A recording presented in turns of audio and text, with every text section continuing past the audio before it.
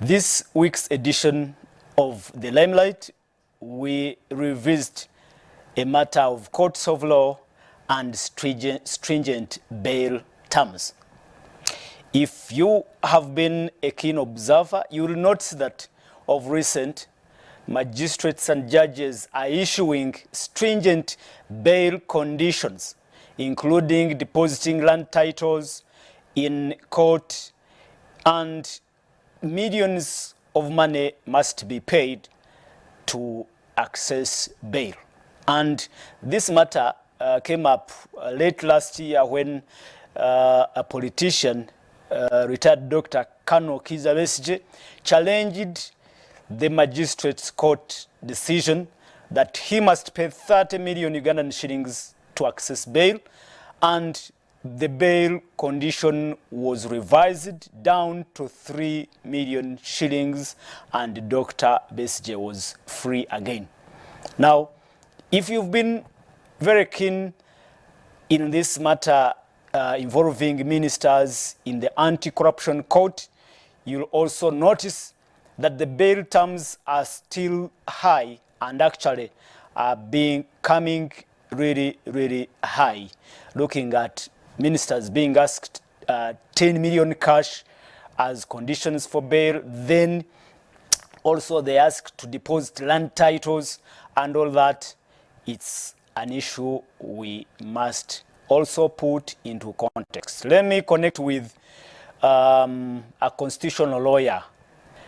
A constitutional lawyer, Jude Byamukama, will be taking us through this particular matter, looking at matters of stringent bail conditions, where even the sureties are actually screened to ensure that their bank statements are healthy, also, and they must be people of substance. And we'll be also looking at what actually, or whether actually there are specific parameters from which the justices of court and judges base to determine the substantiality of the sureties and all those matters. And, well, the matter of bail has been in public debate for some time, and actually at one point His Excellency the President proposed that bail should be scrapped in cases those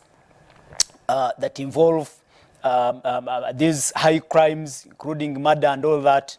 But the debate is raging on again, especially after ministers implicated in the Iron Sheet saga have been released. Yes, released on bail, but again, the bail fees seem to be higher than usual. Jude Byamukama, Counsel Jude Byamukama, you can take us straight to your opinion. Are you comfortable with these high bail terms or not?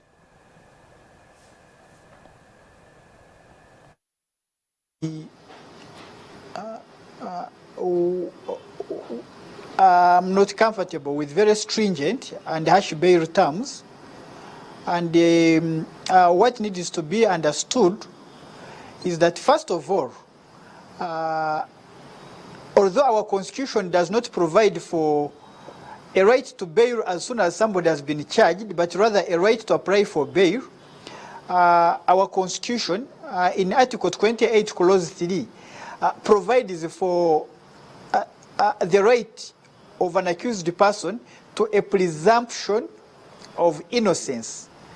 In other words, when an accused person is charged, he or she must be presumed to be innocent until he or she pleads guilty or is proved guilty by the court, by a magistrate or judge making a decision saying, I find you guilty of this charge. Before that is done, an accused person is presumed innocent. Now, because of that being the principle, when setting bail terms for an accused person, bail terms are supposed to be reasonable. When the terms of bail are very stringent and harsh, it sends a signal that this accused person is already guilty. Therefore, it's not proper to have very stringent and unreasonable terms. However, that having been said, the whole purpose of bail is that an accused person should be able to attend their trial. So when an accused person is given bail, it is also a duty of the court to be mindful that an accused person must be given extra incentive to come for trial. Otherwise, there have been cases of accused persons who have been given bail and then they run away and they don't come to attend their trial. You may know, for instance, where we had a very unfortunate incident involving a murder trial at the High Court in Mukono, where the accused person was on bail and disappeared and was convicted by the trial judge in his absentia. The idea is you don't want that sort of situation to happen. So the challenge at times is that some judicial officers, some magistrates, some judges get enveloped in that fear of what if this accused person runs away and then I want to be able to try them. So to avoid that, some set very stringent and harsh terms. In my view, that needn't be the case. There are other ways in which the court can safeguard the duty and obligation of the accused person to appear to court and stand trial as and when required.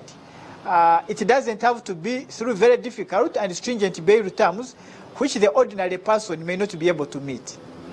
Okay. Councillor Jude, tell us, can we say this may set a precedent? Well, these could have been ministers and they have been, of course, able to pay 10 million shillings, deposit land titles, and all that. Could this set a bad precedent in the future where a person will actually fail to access bail just because of these stringent bail terms? As a matter of fact, the bail terms which have been set in these cases are really not different from the practice of the Anti-Corruption Division of the High Court. For the last several years, they have been setting very stringent terms for suspects who are tried in that court. I remember over 9-10 years ago, I represented a young man who was charged with causing a financial loss, and he was required to deposit 5 million shillings before he could be released on bail, and he couldn't raise it. And he spent over 3 months in Luzira as his family and friends fundraised to raise that money. It has been a practice in the Anti-Corruption Division of the High Court because of this reasoning that people who are charged with financial crimes should be required to provide a cash component in terms of their bail. Generally speaking, when you go to the other divisions of the High Court, when you go to the criminal division of the High Court, when you go to the magistrates' courts which hear criminal cases, they don't ordinarily ask accused persons to deposit a lot of money. And it seems to be a practice that has become dominant at the Anti-Corruption Division, and maybe it is time for us to have a candid discussion on whether it is proper.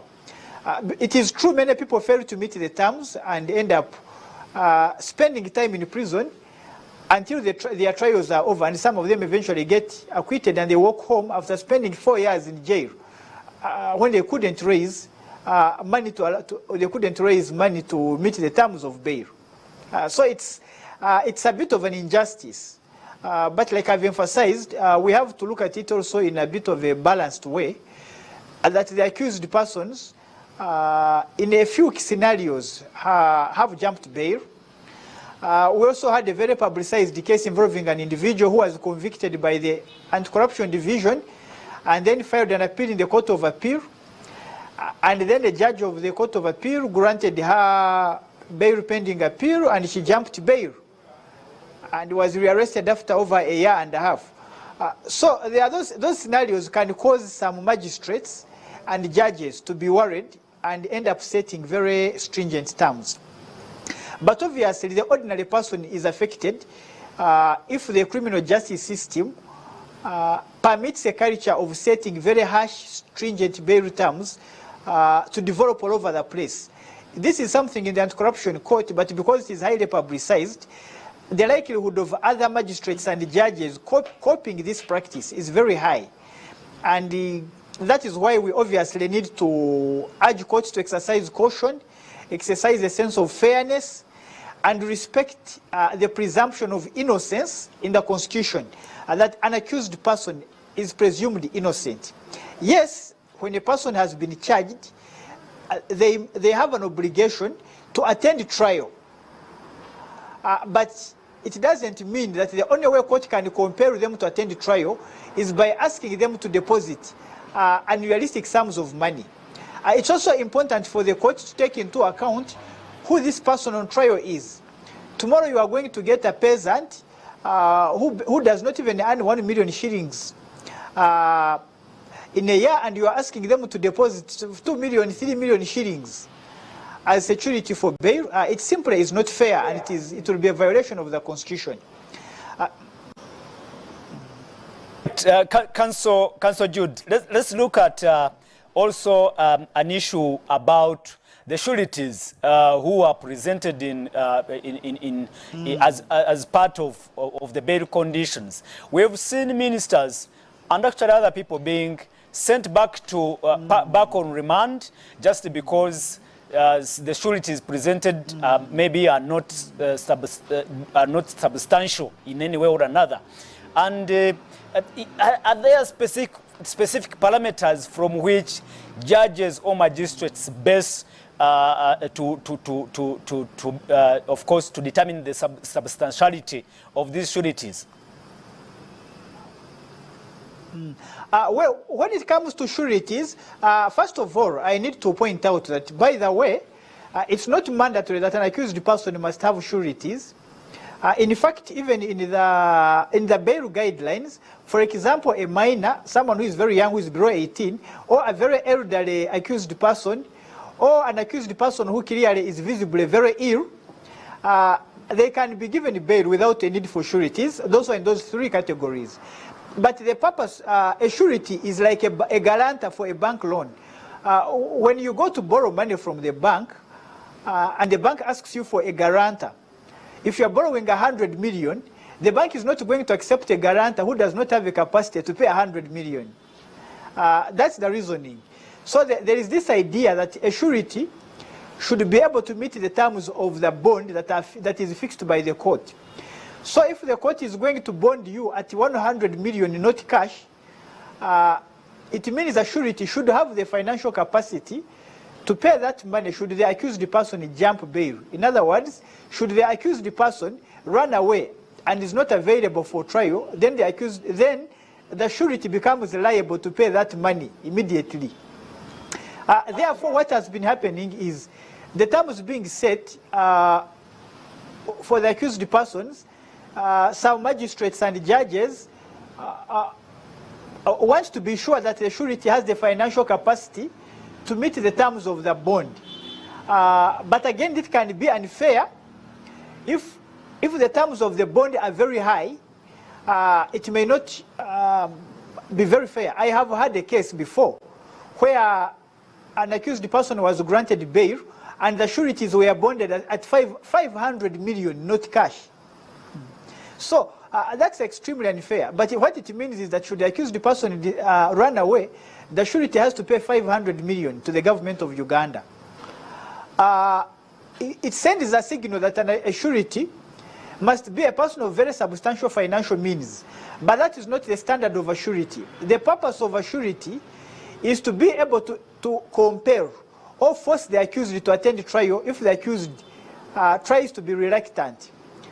The purpose of a surety is to make sure that supervise your accused person and make sure they are able to come and attend court as and when they are required to do so. So ideally, any of your peers, the peers of an accused person, colleagues, friends, relatives who are maybe a little older, a spouse of an accused person, people who are in that category, ideally all of them are eligible sureties. Because those are the people who who live with the accused person, who know where the accused person lives, what he does or she does for a living, where they spend their day. So a person who is in that category is best suited to be a surety.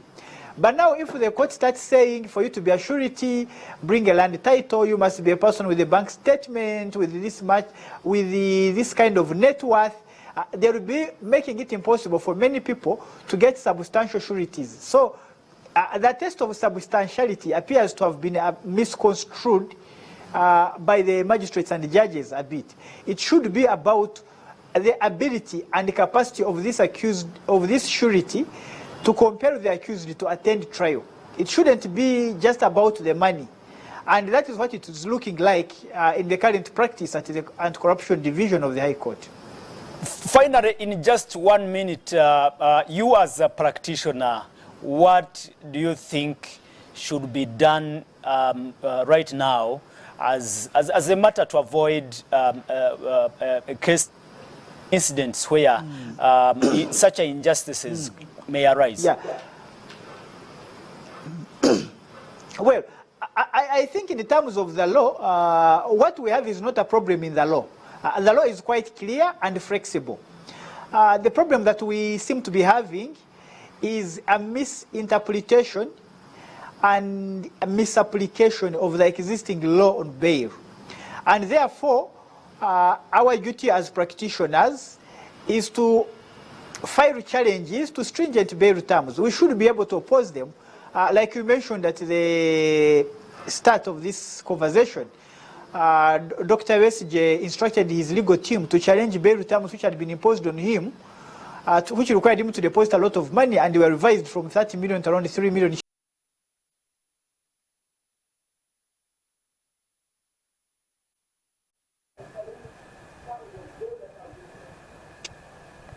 All right, Jude, Counsel Jude, thank you so much for your time.